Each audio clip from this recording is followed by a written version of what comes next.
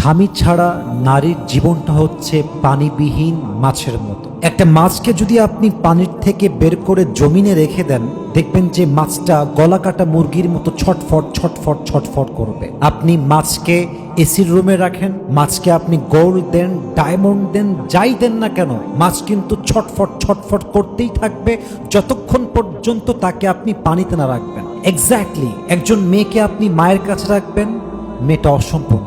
একজন মেয়েকে আপনি বাবার কাছে রাখবেন, সে অসম্পূর্ণ। একজন মেয়েকে তার বোনের সঙ্গে রাখবেন, সে অসম্পূর্ণ।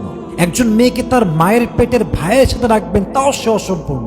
একজন মেয়ে পূর্ণতা তখনই পায় যখন মেয়েরা তার শখের পুরুষ তার স্বামীর সঙ্গে বসবাস করে। একজন স্বামী ছাড়া একজন মেয়ের জীবনে আর কোনো মূল পরিচয় হতে পারে।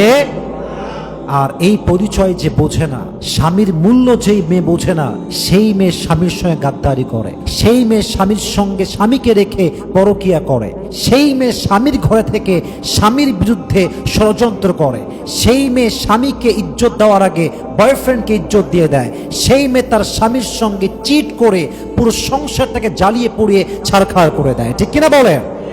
যেই নারীর জীবনে স্বামী নাই, তার জীবনে আসলে কিছুই নেই। আল্লাহ প্রত্যেকটা মা বোনকে বোঝার তৌফিক দান করুক। পড়েন সবাই আমিন।